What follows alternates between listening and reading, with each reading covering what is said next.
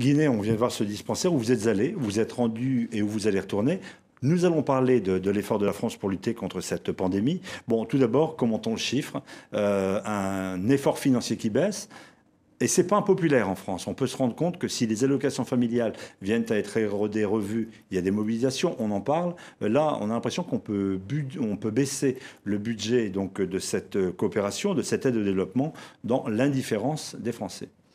Alors, d'abord, vous dire qu'aujourd'hui, on est devant un tel défi en matière de développement qu'il faut poser la difficulté. Les États seuls ne pourront pas répondre aux défis du développement. Il faudra donc travailler autrement. Ça ne veut pas dire sacrifier l'APD, l'aide au développement.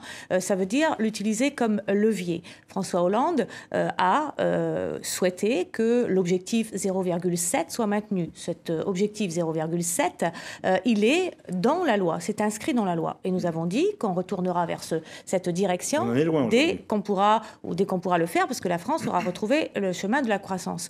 On ne peut pas dire aux Français que ce budget de la solidarité et de l'aide internationale ne fera pas un effort, alors qu'on leur demande de se serrer la ceinture, alors qu'on connaît aujourd'hui les chiffres de chômage, alors qu'on voit la situation effectivement en France. Chaque budget a été appelé à faire un effort. Ce budget a fait son effort, son juste effort. Rien n'est sacrifié. Le budget du développement et de la solidarité n'est pas sacrifié. Le cœur de métier où le cœur de l'action est encore là, c'est-à-dire le soutien aux pays les plus défavorisés, les 16 pays prioritaires, sans se détourner des autres, mais sous différentes formes.